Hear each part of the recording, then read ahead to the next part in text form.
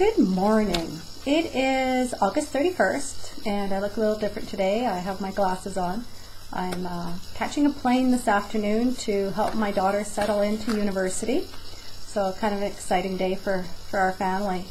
I'm doing a angel card reading, or in this case Sylvia Browne's cards. My spiritual reading cards are what I'm using for September 2012's reading.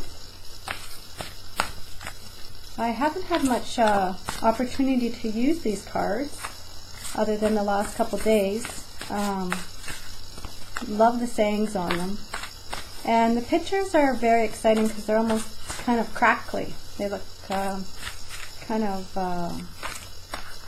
like they have some depth to them, some ancientness to them. Okay, so 3 cards. We need 4, we'll pick 4, but for now I'm only guided to use 3 cards for this reading.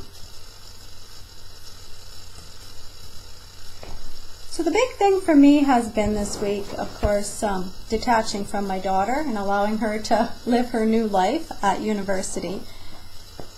But the other thing is there's been it seems a lot of negativity that has come into my life in the last month. Just people I've been interacting with for whatever reason. It just seems to be a lot different this month for me. So I did pull a card for myself yesterday out of this deck, and I should have kept it out. It was a great card because it talks about, here it is, plant silver columns of light around everyone who is negative. You will see the world get brighter. That's the card there. So usually what I do is I wrap myself in white light, or I fill a space with white light to try and negate that negativity that is coming into my life from outside influences. But I really like how they talk about putting columns of white light around the people who are more or less the negative influences in our life. So I started doing that actually yesterday, and there's been huge shifts already in those people that I've been having to deal with that are more negative than what I usually like in a person around me. The reason I bring that up is this first card kind of leads into that, I think. It says, don't let your feelings be hurt by someone who doesn't have the soul to judge you. So again, these are the type of people that are coming into your life that you might work with. They might be involved in your child's life or your partner's life. People you bump into in the grocery store, a clerk having a bad day, someone at the bank, you meet them all over the place. Restaurant, someone butting in front of you. So instead of moving into that place where we typically think negative thoughts, oh, I can't believe they did that, or we start judging people, we can put these columns of light around these people to help change us and change them.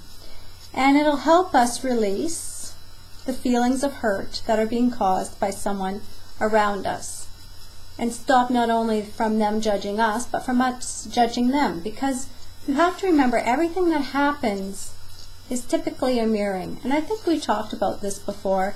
If you're driving down the road and someone cuts you off, you need to start looking in your rear view mirror, because chances are you've been cutting people off and you just haven't been noticing. If you're in a situation time and time again, you need to look around you and see if you're putting other people in the same situation. So just by trying to release a few of those things, we have a couple tools we can use. So the next card is, don't be afraid to take a stand against injustice. Compliancy makes you weak. And what's interesting is both these cards are very similar in color. You see that? Oh, this way. So here's the card. Too close. So it doesn't mean being aggressive when it says don't be afraid to take a stand against injustice. Compliancy makes you weak. On my Voice America 7th Wave radio station that I've done 6 episodes on there, Tuesdays at 10 o'clock Pacific in the morning. If you've been listening, you'll know what I'm talking about. If not, you can always refer back to some of those shows. It's about coming from our heart. You know, we know what truths are and what's not true. And when someone tells us something, we know if they're lying right away or not. Typically, not all the time. Some people believe their lies so much that it actually seems like a truth to them, so it's difficult to decipher what's real and what's not real. But in most cases, we've raised our frequency to such a height on the earth, the entire population, that lies just, they're not doing it for us anymore.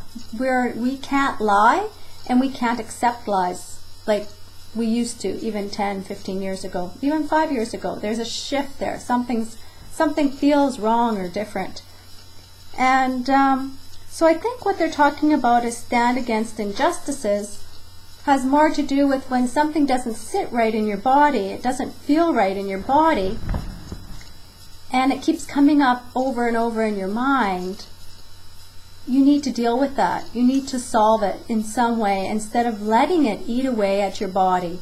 And I talked about the snowflake theory, where when you get water and it freezes, if you say nasty words to it, I hate you, you're horrible, you're ugly, it freezes into this ugly mass of water. But if you do the same thing and allow it to freeze and you say loving things to it, I love you, you're beautiful, you're wonderful, it actually freezes into beautiful snowflakes. So when we hold these injustices in our body and we keep recycling them in our mind, it's not doing us any good. And this is how disease starts in our body. It starts with a negative thought that can continue cycling in our body and brings in more negative thoughts and more negative thoughts. When we're born, we're not full of negative thoughts. Those thoughts are learned. So it's something we can unlearn, something we can connect to and let go of. So just pay attention to what you're doing. If something's happening to you in your life and it doesn't feel right, decide what the truth of the matter is and how, from your heart chakra, you're going to deal with it.